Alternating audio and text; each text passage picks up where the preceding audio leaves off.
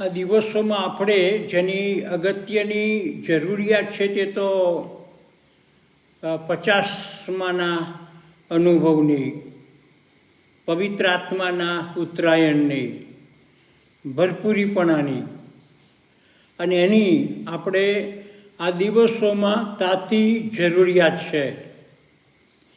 આવો આપણે 50માના દિવસ સંદર્ભમાં વિચારીએ. 50માનો દિવસ એ હતો કે જ્યારે સ્વર્ગના મહિમાએ પૃથ્વીને સ્પર્શ કરીને આવરી લીધી. એટલું જ નહીં, પણ વિશ્વાસીઓના જીવનમાં ક્રાંતિકારી પરિવર્તનનો શુભારંભ પણ કર્યો. પ્રભુ ઈસુ મસીહના ઉત્થાન પામેલા શરીરને જોયા પછી શિષ્યો આતુરતાથી તેમના વચનની પરિપૂર્ણતાની પ્રતીક્ષા કરી રહ્યા હતા કે પવિત્ર આત્મા તમારા પર આવશે અને ત્યારે તમે સામર્થ્ય પામશો અને યરૂશાલેમમાં, આખા યહૂદિયામાં, સમૃદ્ધમાં તથા પૃથ્વીના છેડા સુધી તમે અમારા સાક્ષી થશો. પણ પ્રશ્ન એ ઊભો થાય છે કે પેન્ટિકોસ્ટ યાને કે 50માના અનુભવ પછીનું જીવન એ કેવું હોવું જોઈએ? પવિત્ર આત્મા જીવંત સહાયક બને એ અગત્યનું છે.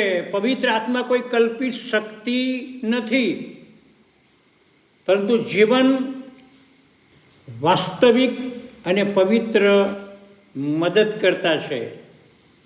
એ તો એક ત્રિએક ઈશ્વરના એક ઈશ્વર છે. યોહાન 14:26 પ્રભુ ઈસુ ખ્રિસ્ત આ પ્રમાણે કહે છે, પણ સંબોધક એટલે પવિત્ર આત્મા જેને પિતા મારે નામે મોકલી દેશે તે તમને બધું શીખવશે અને મેં જે તમને કહ્યું છે તે બધું તે તમારા સ્મરણમાં લાવશે. અને એ પ્રમાણે જોઈએ તો આપણા દૈનિક જીવનમાં જ્યાં નિર્ણયો લેવાના આવે છે, જ્યાં ઉપદ્રવ આવે અને જ્યાં શાંતિની જરૂરિયાત ઊભી થાય, ત્યાં પવિત્ર આત્માની દોરવણીની આપણે જરૂર પડે છે. તે આપણને આંતરિક રીતે પ્રજ્વલિત કરે છે, જાગૃત કરે છે. એટલું જ નહીં, પણ અસત્યની સામે તે આપણને ચેતવણી પણ આપે છે અને સત્ય તરફ તે આપણને દોરી જાય છે. બીજી બાબત કે પવિત્ર આત્મા સાક્ષી આપવાનું કાર્ય કરે છે, એના માટે સામર્થ્ય આપે છે. પેન્ટિકોસ્ટ 50માનો અનુભવ, એના પછી પ્રભુ ઈસુના જે શિષ્યો હતા એમનામાંથી જે ડર અને ગભરાટ હતો તે ચાલ્યો ગયો. તેઓ પવિત્ર આત્માના પરાક્રમમાં બીજાઓને માટે તાકાતવાન સાક્ષીઓ બન્યા. સિમોન પીતર કે જેણે પ્રભુ ઈસુનો 3 વાર નકાર કર્યો હતો, તે હવે હજારો લોકોની માનવ મેદની મધ્યે હિંમતપૂર્વક સુવાર્તા પ્રગટ કરે છે. અને આજે પણ દરેક વિશ્વાસી વ્યક્તિને માટે પવિત્ર આત્માનું આ પરાક્રમ ઉપલબ્ધ છે. અને એ પરાક્રમ દ્વારા શરમ, ગભરાટ કે લાગણીશીલ અવરોધો પાર કરીને પ્રભુ ઈસુના પ્રેમને બીજાઓ સમક્ષ હિંમતપૂર્વક વહેંચવાની શક્તિ પ્રાપ્ત થાય છે. પવિત્ર આત્મા આંતરિક પરિવર્તન લાવે છે. પવિત્ર આત્માનું જે આગમન છે તે માત્ર પેન્ટિકોસ્ટ સન્ડે ઉજવવાનો અવસર જ નથી, એ તો આપણા માટે ખુલ્લું આમંત્રણ છે. એના દ્વારા આપણી વિચારધારા, સ્વભાવ અને હૃદયનું ધરખમ પરિવર્તન થાય છે. ગલાતી 5:23 પવિત્ર આત્માનું ફળ પ્રેમ, આનંદ, શાંતિ, સહનશીલતા, માયાળુપણું, ભલાઈ, વિશ્વાસુપણું, નમ્રતા તથા સંયમ છે. અને એવાની વિરુદ્ધ બીજો કોઈ નિયમ નથી. પવિત્ર આત્મા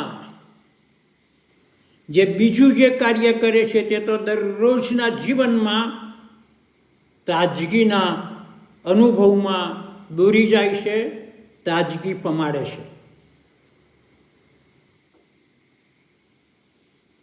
અને આ જીવન તો હર્યું ભર્યું અને ફળવંત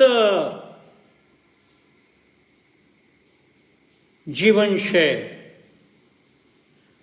જેની અંદર પવિત્ર આત્મા આપણને રોજ રોજ નવી તાજગી પમાડે છે અને એક નવી ઉર્જાનો અનુભવ કરાવે છે.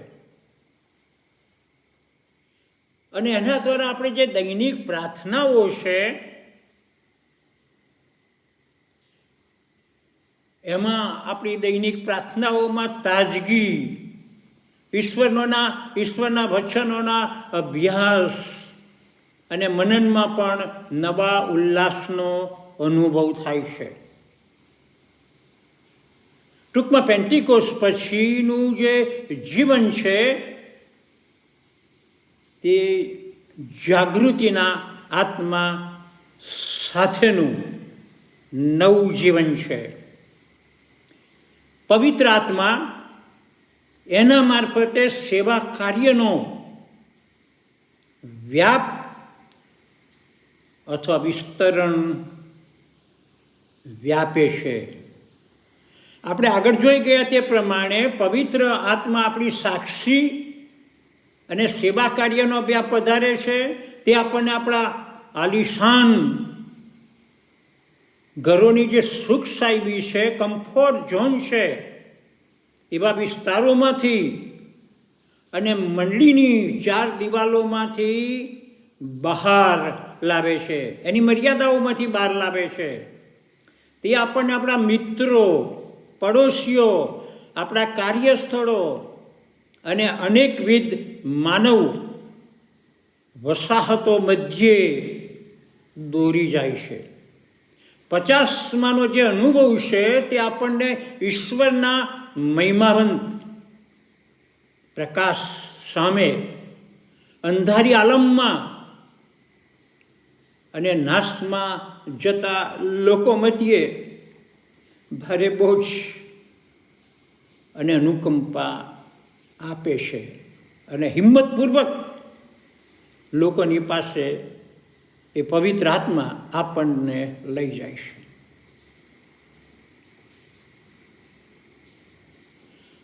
આ દિવસોમાં આપણે જેની જરૂરિયાત છે એ તો આ જીવંત પેન્ટિકોસ્ટ 50માના અનુભવની જરૂરિયાત છે. આત્મિક જાગૃતિના પ્રખર સેનાની રેવરેન્ડ લિયોનાર્ડ રેવનહિલે 1966માં એક હૃદયસ્પર્શી સંદેશો આપ્યો હતો અને ત્યાર પછી એમણે પોતાના વિશ્વવ્યાપી પુસ્તક શા માટે આત્મિક જાગૃતિ આવતી નથી એમાં એ સંદેશને વણી લીધો છે. પ્રભુના મહાન સેવક ડીએલ મૂડીનું આ એક કથન પણ બહુ અસરકારક રીતે આપણી પાસે આવે છે. અને એ પ્રમાણે છે કે તમે પવિત્ર આત્મા સિવાય ખ્રિસ્તી જીવન જીવી શકો જ નહીં. એનો અર્થ કે પવિત્ર આત્મા સિવાય ખ્રિસ્તી જીવન શક્ય છે જ નહીં. ડૉક્ટર બિલી ગ્રેહામ એ આ પ્રમાણે જણાવે છે કે પવિત્ર આત્મા આપણને પોતાનામાં રહેલા પાપ તરફ ચેતવણી આપે છે અને ઈશ્વરની નજીકતામાં લઈ જાય છે. એ માટેનું વચન આ પ્રમાણે છે. એ પવિત્ર આત્મા આપણી મધ્યે કાર્ય કરવા માટે આજે પણ તત્પર છે. એ આપણને આતંકવાદના ત્રાસમાંથી છોડાવી લેશે. શંકામાં તે આપણને સમજણ આપે છે અને આપણા ખાલી હૃદયોમાં ભરપૂર જીવનનો અનુભવ કરાવે છે. અને એટલા માટે ચાલો 50માના એ અનુભવ માટે આપણે આગ્રહપૂર્વક આપણા ઈશ્વરની આગળ આવી વિનંતી અને કાકલુદી કરીએ. અને તે કે અમને જોઈએ અગ્નિ, માનીએ તું જ વાણી. એટલી જ છે વિનંતી, અગ્નિ પડવા દે. માગી નવી શક્તિ, તુજ પર વિશ્વાસ રાખી, નાઠા શકને ભીતિ, અગ્નિ પડવા દે. ઈશ્વર આપણી મંડળીઓમાં એ સળગતો પવિત્ર આત્મા મોકલી આપે કે જેથી કરીને મંડળી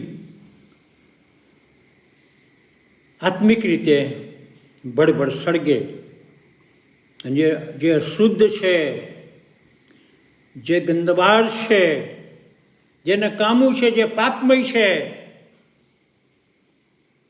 એ બળીને ભસ્મીભૂત થાય અને શુદ્ધ અને પવિત્ર એવી મંડળી પ્રભુને માટે તૈયાર થાય. એવી મંડળી કે જેને પ્રભુ લેવાને માટે રેપ્ચરના દિવસે, ગગન ગમનના દિવસે બહુ ટૂંકમાં આવી રહેશે. Let us wait and be prepared. 50માનો એ અંગત અનુભવ મારા વ્યક્તિગત જીવનમાં અને આપણા જીવનોમાં, આપણી મંડળીઓમાં અને આપણા કુટુંબોમાં વહેતો થાય એવી શુભેચ્છા અને પ્રાર્થના કરીએ. Amen, amen.